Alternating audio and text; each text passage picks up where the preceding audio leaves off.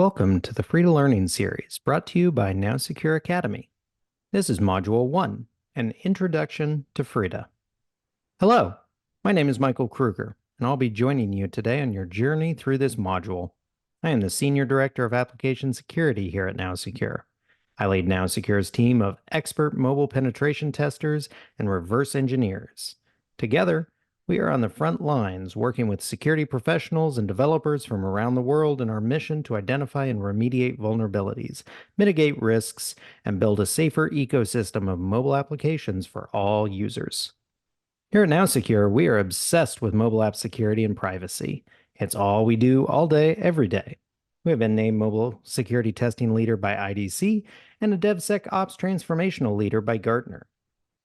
NowSecure offers end-to-end solutions to help organizations build and scale their mobile app security programs, such as analyst and developer training, manual mobile app pen testing, and NowSecure Platform, our automated solution, which can be plugged directly into mobile app development pipelines for continuous security testing. We continue to be trusted by many of the world's most demanding organizations to protect millions of mobile app users across banking, insurance, high-tech, retail, healthcare, and government organizations. You are currently following the NowSecure Academy Frida Learning series. If you're newer to mobile app security and reverse engineering, we highly recommend taking the Mobile Application Security Foundations and the Mobile Application Security Professional courses first.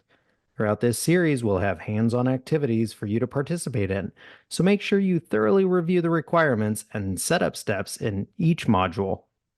Also, stay tuned. We'll be adding new modules and even providing the opportunity to become a NowSecure Academy certified Frida specialist. In this module, you'll gain some important insight into what Frida is and how it works. Whether you use it daily or this is the first time you're approaching the framework, we will set the stage for all modules to come. You'll also learn how to install Frida on a mobile device of your own, as well as troubleshooting some pesky issues that may pop up. Ready to get started? Me too. Let's review some important information about Frida.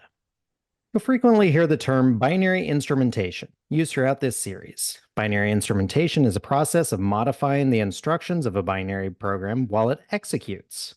Typically transparent to the application while it executes, it allows us to obtain valuable information such as function calls, return values, pointers, and instructions.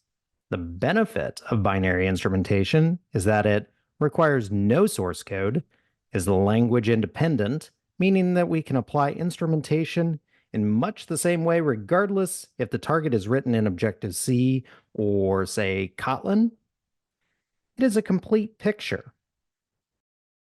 For the same reason that NowSecure performs automated security testing on a binary, instrumenting the binary allows us to apply that instrumentation throughout all modules, including third-party libraries. So why employ binary instrumentation? There are many reasons for using this technique, both for security and development purposes. At the DroidCon Developer Conference in 2023, developers talked about using binary instrumentation techniques as an efficient way to debug API calls from their application.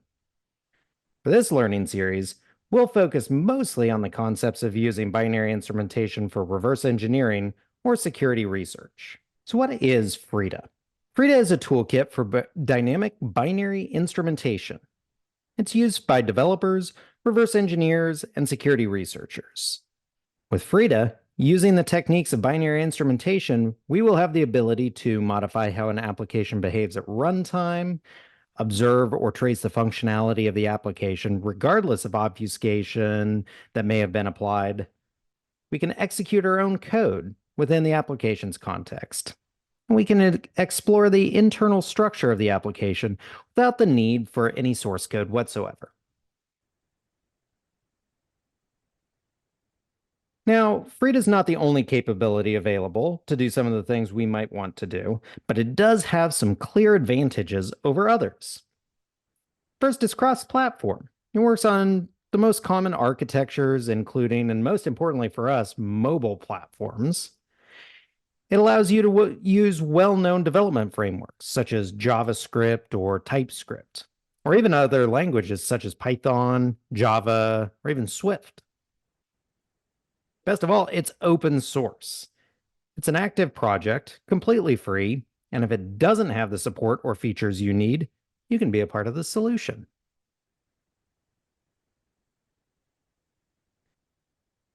We mentioned it's cross-platform. Well, it supports a wide range of architectures. Frida supports Windows x86, x64, Linux, FreeBSD, Mac, including Apple Silicon, and again, most importantly for us, mobile platforms such as Android, iOS.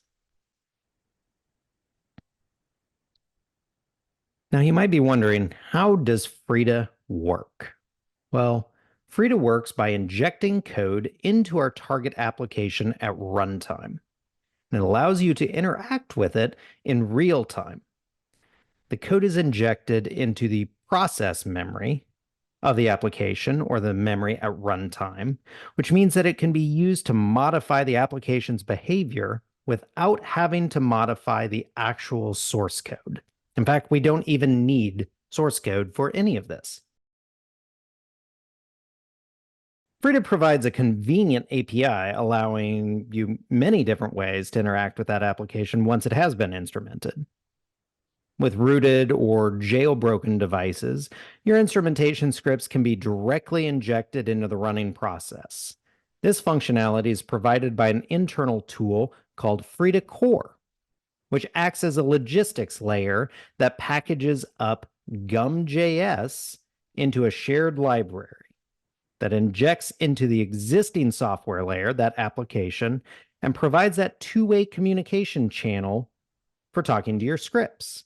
Now, I mentioned GumJS. GumJS is the JavaScript bindings by which Frida consumes Frida's cross-platform instrumentation and introspection library, which is ultimately written in C. That JavaScript binding, that's what allows us to interact with that true Frida core library, that introspection library.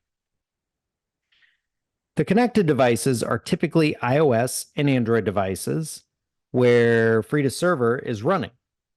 That component, and that's very important, the server is actually running on the mobile device.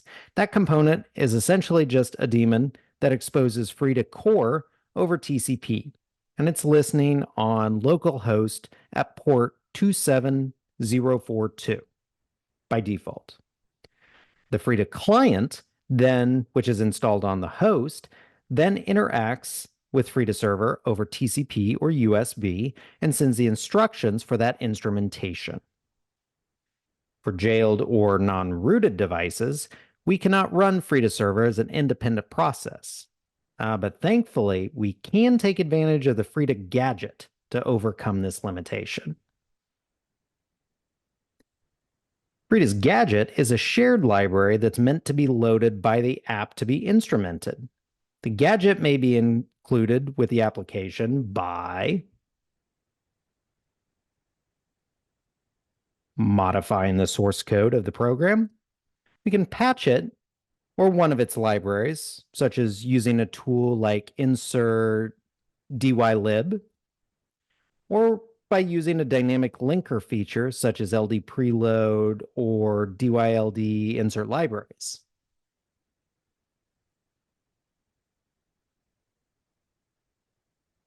Frida comes with several tools that you'll use frequently. In the next module, we'll dig into the practical uses of each one of these tools. For now, let's quickly review what these are. The Frida CLI, or the command line interface, that allows you to run JavaScript line by line in the target process. frida-ps, that allows you to list processes on a local or remote host. frida-trace dynamically traces function and method calls. frida-discover helps you discover internal functions that can be traced. frida-ls-devices allows you to list the attached devices on your host. And frida-kill kills processes using the process IDs from the frida-ps tool. Okay, let's move on. We'll begin with the basic installation process for Frida on your host machine. Installing Frida is as simple as using the following two Python commands. Now, important, make sure that your Python installation is installed and up to date. Two commands are the same across Mac, Windows, and Linux.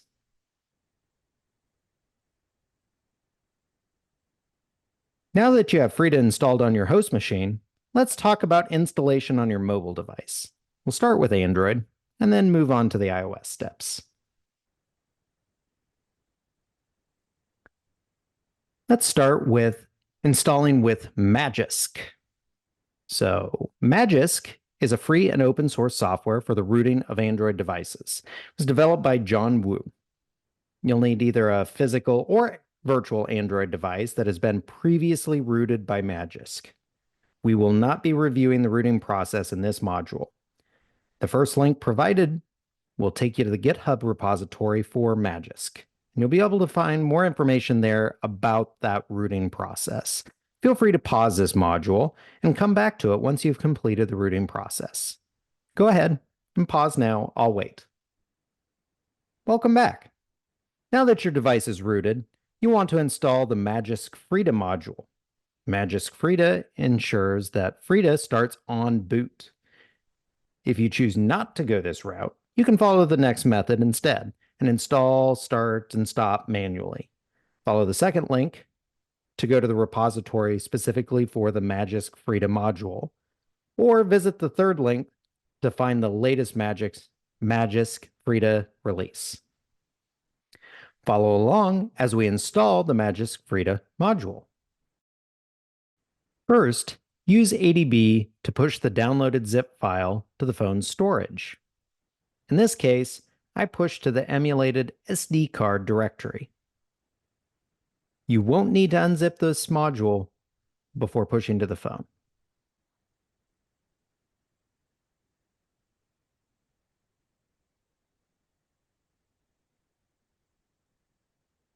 Next, open the Magisk app on your phone and click Modules in the lower right corner. Then click Install from Storage. Navigate to the directory where you push the module and confirm installation.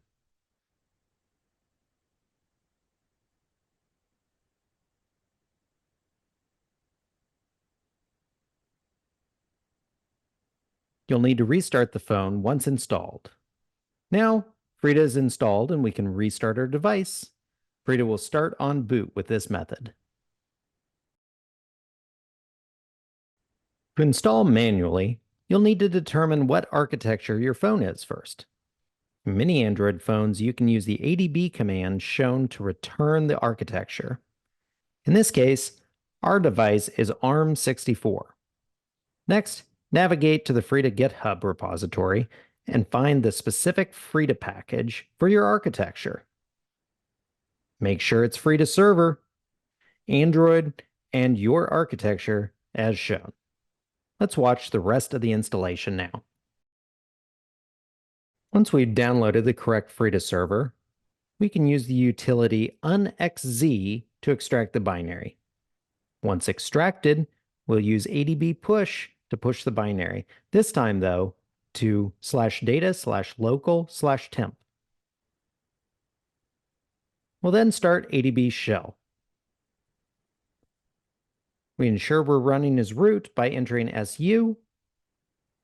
Then you'll want to navigate to data local temp and use mv to rename the file to frida-server. Make sure you deleted any past versions of frida-server you may have there if you're upgrading versions using this process.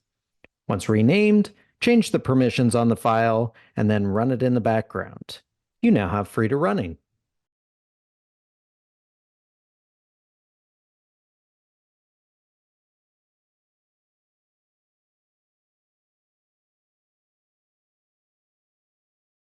So far, you've seen a few examples of installation for Android.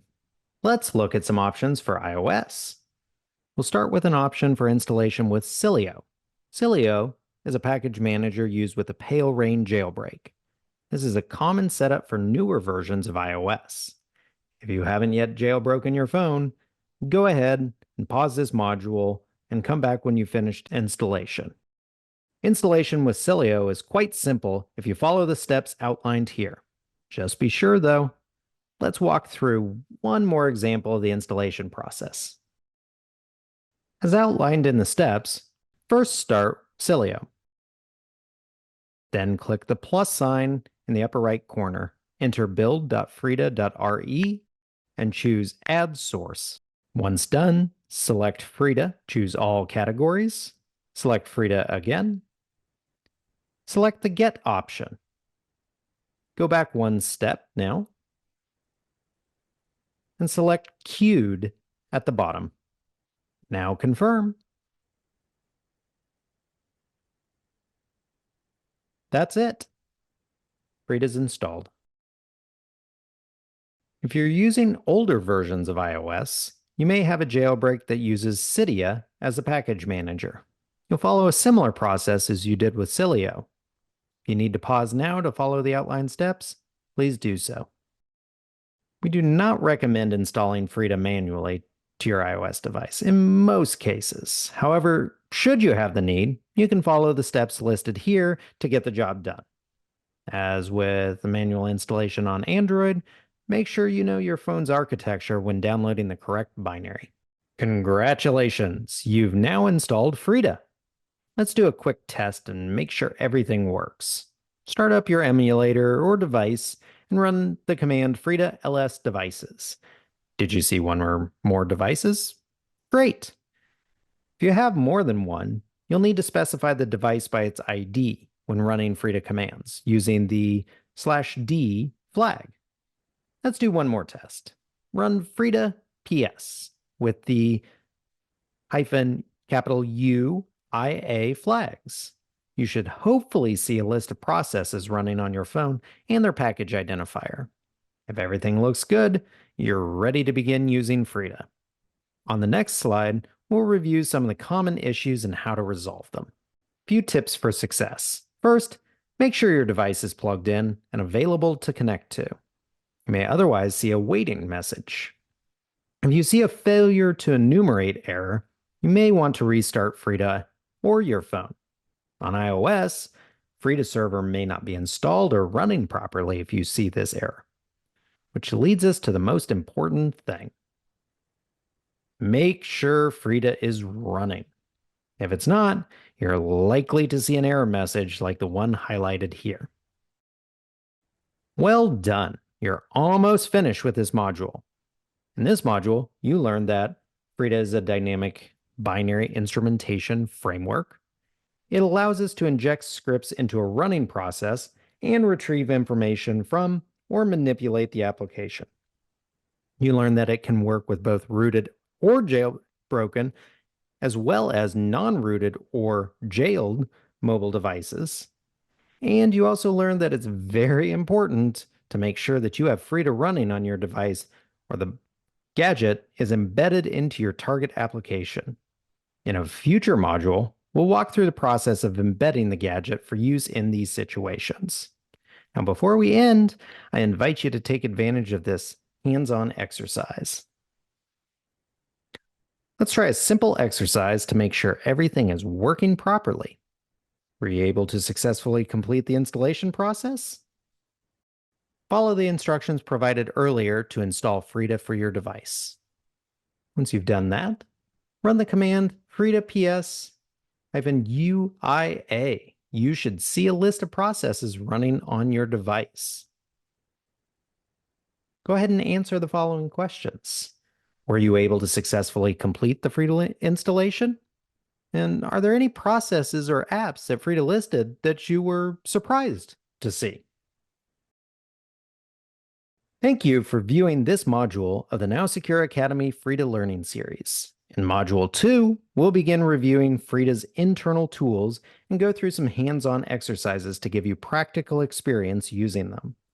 For more information and to develop your mobile AppSec knowledge, make sure you check out the rest of our existing catalog of courses at NowSecure Academy.